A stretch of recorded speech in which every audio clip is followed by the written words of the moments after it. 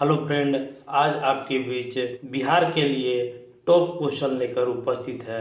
ये देखिए, सभी परीक्षाओं के लिए ये क्वेश्चन जो है उपयोगी है। तो इस वीडियो को आप पूरा जरूर देखिएगा और अच्छा लगे तो अपने दोस्तों को भी जरूर शेयर कर दीजिएगा। शुरू करते हैं हम अपना क्वेश्चन। देखिए, पहला क्वेश्चन आप लोग के बीच है कि दक्षिण में कावेरी डेल्टा किस वंश की शक्ति का प्रमुख केंद्र था। कावेरी डेल्टा जो है किस वंश की शक्ति का प्रमुख केंद्र था। तो देखिए, इसका उत्तर जो हो जाएगा चोल का। कावेरी डेल्टा चोल का प्रमुख केंद्र था। दूसरा प्रश्न है कि भारत में विधानसभा की पहली महिला स्पीकर कौन थी। भारत में विधानसभा की पहली महिला स्पीकर कौन थी। देखिए, पहली महिला स्पीकर जो थी वो सनो देवी थी। सनु देवी इस प्रश्न का उत्तर हो जाएगा। बिहार में लोगों को बेहतर सेवा उपलब्ध कराने के लिए लोक सेवा आयोग की शुरुआत कब की गई। देखिए, बिहार के लोगों को बेहतर सेवा उपलब्ध कराने के लिए लोक सेवा अधिकार की शुरुआत कब की गई थी। तो देखिए, इसका जो उत्तर होगा 2010 में। लोक सेवा अधिकार जो किसकी शुरुआत किया गया था वो 2010 में शुरू किया गया था। और ऋग्वेद में कितने सूत्र हैं, ऋग्वेद में कितने सूत्र हैं, ये सभी को याद रहना चाहिए कि ऋग्वेद में जो है लूसेंट का फर्स्ट चैप्टर में ये क्वेश्चन है।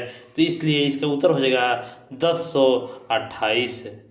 यज्ञ विधियों का प्रतिपादन किया गया है। तो देखिए, यज्ञ विधियों का प्रतिपादन यजुर्वेद में किया गया है। यजुर्वेद इस प्रश्न का उत्तर हो जाएगा। और महात्मा नागसेन और राजा मिलिंद मीनांदर के बीच संवाद का वर्णन किस पुस्तक में हुआ है। नागसेन और मिलिंद का बीच संवाद का वर्णन किस पुस्तक में हुआ है। तो ये हो जाएगा मिलिंद पन्हो।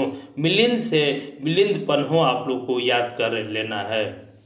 मेघदूत का वर्ण विषय क्या है। मेघदूत का वर्ण विषय क्या है। तो देखिए, इसका उत्तर होगा बिरही यक्ष की मनोव्यथा का चित्रण।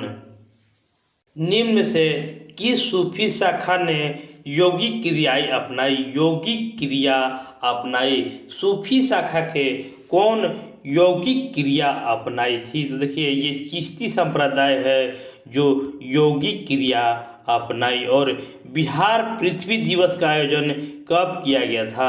बिहार पृथ्वी दिवस का आयोजन की शुरुआत कब से किया गया था। तो देखिए, बिहार जो पृथ्वी दिवस है वो 9 अगस्त 2011 से किया गया था। भारत में हुन आक्रमण सर्वप्रथम किस शासक के समय हुआ था। भारत में हुन आक्रमण सर्वप्रथम किस शासक के समय हुआ था। तो हुन आक्रमण सर्वप्रथम कुमारगुप्त के समय हुआ था। भारत में डाक टिकट किस गवर्नर जनरल के कार्यकाल में जारी किया गया था। भारत में डाक टिकट किस गवर्नर जनरल के कार्यकाल में शुरू किया गया था। ये था 1853 ईस्वी में लॉर्ड डलहौजी के समय। जिस समय रेलगाड़ी की शुरुआत हुआ था उसमें डाक टिकट की भी शुरुआत हुआ था। मुगल बादशाह अकबर ने किस सिख गुरु को 500 बीघा जमीन अत्यधिक कम कीमत पर अनुदान में दी थी। कम कीमत पर अनुदान में दी थी वे थे गुरु रामदास पर। और गुरु रामदास के जो पुत्र हुए गुरु अमरदास के अमृतसर शहर बसाया था और वहीं पर उन्होंने गुरु मंदिर का निर्माण करवाया था। देखिए, अगला प्रश्न है, सुमेलित कीजिए। नादिर शाह द्वारा दिल्ली में कत्लेआम। बी है बाबर और इब्राहिम लोदी के बीच पानीपत की पहली लड़ाई। हेमू और अकबर के बीच पानीपत की दूसरी लड़ाई। और अहमद शाह अब्दाली और मराठों के बीच पानीपत की तीसरी लड़ाई। तो देखिए, इसको याद करना बहुत ही आसान है। पानीपत की पहली लड़ाई जो हुआ था वो देखिए बाबर के साथ हुआ था। ये आप लोग को 1526 में हो जाएगा। यानी बी का देखिए, ये बी हो जाएगा। बी है और उसी तरह हम देखेंगे कि हेमू और पानीपत का द्वितीय युद्ध हुआ था 1556 में हुआ था। और देखिए पानीपत के तीसरी लड़ाई जो हुआ था वो 1761 में हो जाएगा। और देखिए एक जो बच गया वो हो जाएगा नादिर शाह द्वारा दिल्ली में कत्लेआम, तो 1739 ईस्वी में हो जाएगा। केंद्र में द्वैत शासन की स्थापना किस अधिनियम के द्वारा लागू की गई थी? केंद्र में द्वैत शासन की स्थापना किस अधिनियम द्वारा लागू किया गया था? द्वैत शासन जो था भारत सरकार अधिनियम 1935 के द्वारा लागू किया गया था। तिनकठिया व्यवस्था क्या था? तिनकठिया व्यवस्था क्या था? तो तिनकठिया व्यवस्था जो था, इस व्यवस्था के अंतर्गत किसान को अपनी भूमि के 3/20 भाग पर नील की खेती करना होता था। यानी 1 बीघा में 3 कट्ठा भाग पर नील की खेती करना अनिवार्य था। काकोरी ट्रेन डकैती कांड में निम्नलिखित क्रांतिकारियों को फांसी की सजा दी गई थी। देखिए राम प्रसाद बिस्मिल, अशफाक उल्ला खान, राजेंद्र लहड़ी और बटुकेश्वर दत्त। देखिए कूट में उत्तर को चुनना है, ऐसा ही सवाल आप लोग एग्जाम में देखने को मिलेगा। तो इसका जो उत्तर होगा, फांसी की सजा दी गई थी 1 और 2 को, राम प्रसाद बिस्मिल और अशफाक उल्ला खान को। इसमें काकोरी ट्रेन डकैती में फांसी की सजा हुई थी। मास्टर दा उपनाम से कौन जाना जाता था? मास्टर दा उपनाम से कौन जाना जाता था? तो मास्टर दा जो थे वो सूर्य सेन थे। सूर्य सेन चटगांव षड्यंत्र से संबंधित है। तो ये भी एग्जाम में आता है कि चटगांव षड्यंत्र से कौन संबंधित है, तो ये हो जाएगा सूर्य सेन। महात्मा गांधी ने 12 मार्च 1930 से दांडी यात्रा की शुरू की थी। यह 385 किलोमीटर की यात्रा कितने दिनों में पूरा हुआ था? देखिए 385 किलोमीटर, ये भी एग्जाम में आता है कि दांडी यात्रा जो था कितना किलोमीटर हुआ था। तो 385 किलोमीटर यह यात्रा चला था, यह कितने दिनों में पूरा हुआ था? तो इसका जो उत्तर हो जाएगा 24 दिनों में। 24 दिनों में यह यात्रा पूरा हुआ था। गांधी जी ने 7 नवंबर 1933 से अपने हरिजन यात्रा कहाँ से आरंभ की? गांधी जी ने 7 नवंबर 1933 से अपनी हरिजन यात्रा कहाँ से आरंभ की थी? तो देखिए हरिजन यात्रा जो था वो वर्धा से शुरू की थी। संविधान का कौन सा संशोधन पंचायती राज व्यवस्था को सुदृढ़ करने के लिए किया गया है? पंचायती व्यवस्था सुदृढ़ करने के लिए किया गया है। उत्तर हो जाएगा 73वां। भारत के उपराष्ट्रपति का चुनाव किस तरह होता है? भारत में के उपराष्ट्रपति के चुनाव किस तरह से होता है? उत्तर हो जाएगा लोकसभा और राज्यसभा के सांसदों द्वारा उपराष्ट्रपति का चुनाव होता है। लोकसभा अध्यक्ष को कैसे हटाया जा सकता है? लोकसभा अध्यक्ष को कैसे हटाया जा सकता है? उत्तर हो जाएगा लोकसभा के सभी सदस्यों के बहुमत से पारित संकल्प के द्वारा लोकसभा के अध्यक्ष को हटाया जा सकता है। संविधान में जोड़ी गई 10वीं अनुसूची किससे संबंधित है? संविधान में जोड़ी गई 10वीं अनुसूची किससे संबंधित है? उत्तर हो जाएगा 10वीं अनुसूची जो है वह दल बदल के आधार पर अयोग्यता संबंधी प्रावधानों से 10वीं अनुसूची संबंधित है।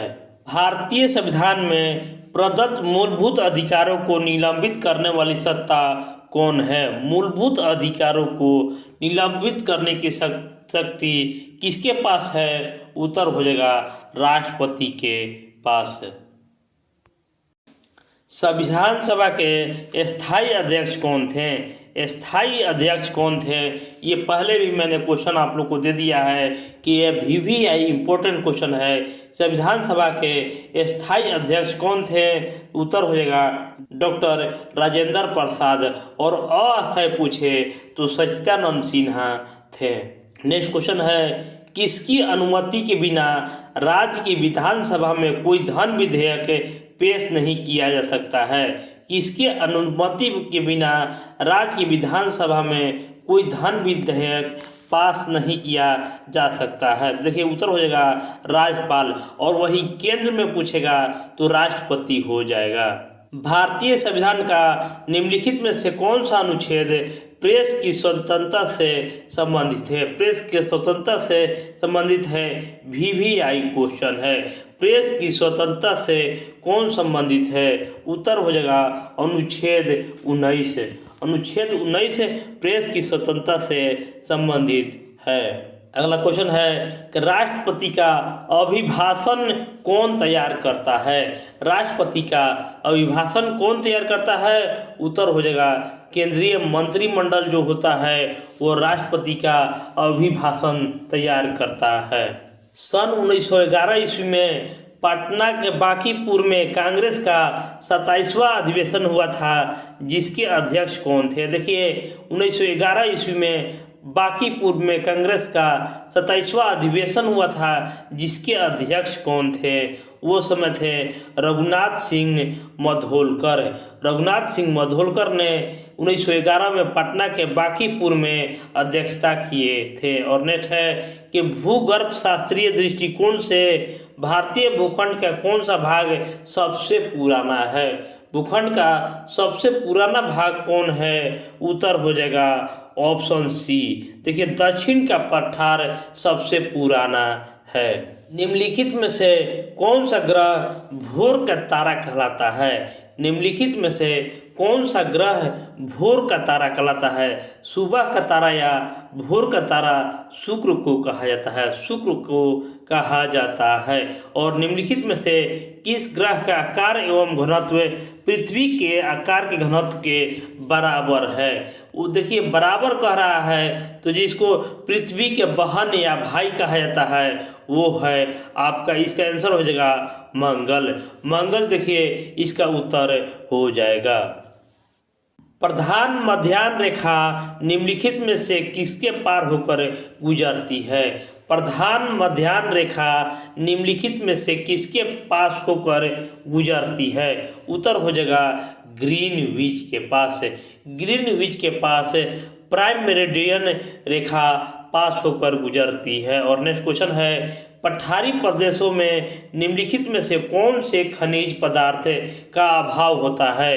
पठारी प्रदेशों में कौन सी खनिज पदार्थों का अभाव होता है? उत्तर हो जाएगा खनिज तेल का। मध्यरात्रि का सूर्य निम्नलिखित में से कौन सी प्राकृतिक घटना का परिणाम माना जाता है? मध्यरात्रि का देश जो होता है वो नॉर्वे कहा जाता है। तो वही क्वेश्चन है मध्यरात्रि का सूर्य निम्नलिखित में से कौन सी प्राकृतिक घटना का परिणाम माना जाता है? उत्तर हो जाएगा पृथ्वी की धुरी का सूर्य के आभासी मार्ग के तल की ओर झुकाव। ये आपका उत्तर हो जाएगा। सूची 1 व सूची 2 को सुमेलित कीजिए तथा दिए गए कूटों में से सही उत्तर को चुनिए। माओरी, माया, एनु, मसाई, न्यूजीलैंड, मध्य अफ्रीका, जापान और अफ्रीका। तो देखिए माओरी जनजाति सभी एग्जामों में आता है। माओरी देखिए न्यूजीलैंड में है, यानी एक का एक होगा, ये या तो ए होगा या तो सी होगा, बी नहीं होगा और डी नहीं होगा। इसको आप लोग काटना सीख लीजिए कि इसको काट दीजिए, ये हमारा हो नहीं सकता है। अब माया नया नाम है, लेकिन एनु आप लोग जानते हैं कि एनु जो है एनु जापान में है, एनु जापान में है, यानी सी का 3। तो देखिए सी का 3 कौन में है? तो आप लोग को ए में है, तो आप लोग इससे पकड़ सकते हैं 1 2 3 4। नेक्स्ट क्वेश्चन है निम्नलिखित में से कौन सा एक कोयले का विशेष प्रकार नहीं है? कोयले का प्रकार नहीं है। उत्तर हो जाएगा लिमोनाइट। लिमोनाइट जो है वो कोयले का प्रकार नहीं है, लेकिन देखिए बिटुमिनस, लिग्नाइट और एंथ्रासाइट जो है कोयले का प्रकार है। निम्नलिखित में से कौन सी नदी डेल्टा का निर्माण नहीं करती है? कौन सा नदी जो है वो डेल्टा का निर्माण नहीं करती है? उत्तर हो जाएगा नर्मदा नदी। नर्मदा नदी जो है वो डेल्टा का निर्माण नहीं करती है। निम्नलिखित परियोजनाओं और संबंधित नदियों को युग्म का कौन सा युग्म गलत है? ककड़ापार ताप्ती, नागार्जुन कावेरी, भाखड़ा नागल सतलज, हीराकुंड महानदी। तो देखिए इसका मैंने ट्रिक दिया था कि हीरा महान होता है, यानी हीराकुंड परियोजना जो है वो महानदी पर है, ये तो सही है।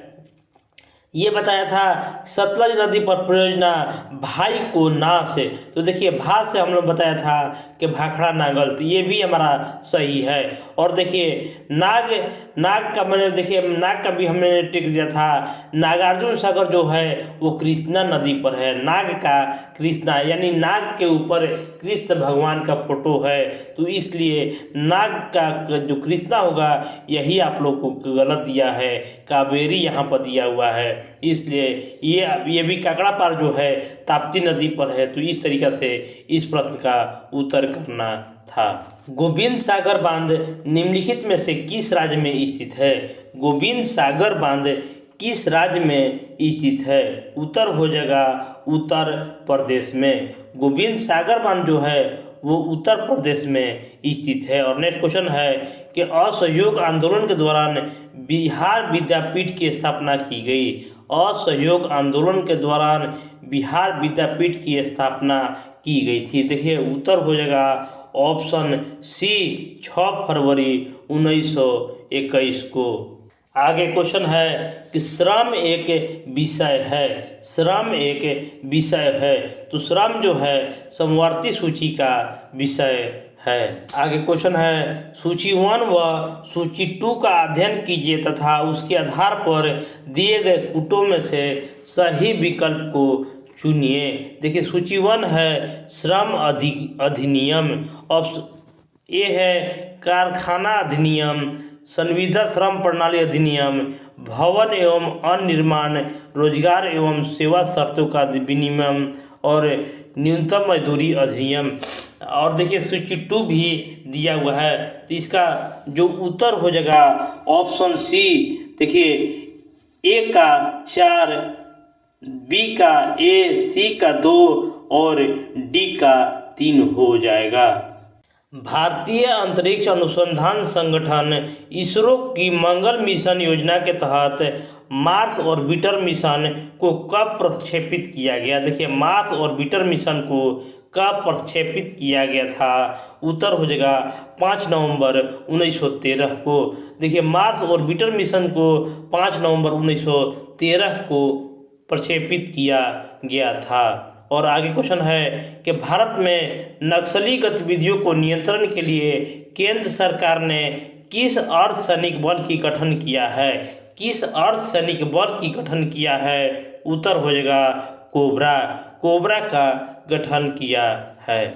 30 सितंबर 1921 ईस्वी को पटना के किस अखबार का प्रकाशन में मोहम्मद मजरूल हक ने शुरू किया था?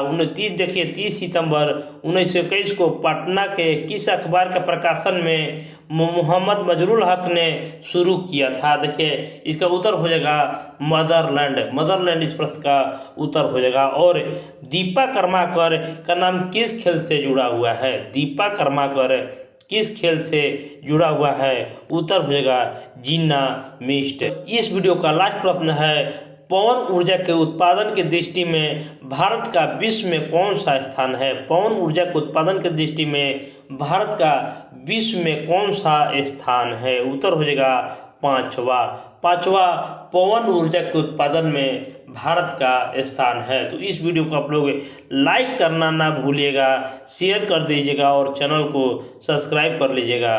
धन्यवाद।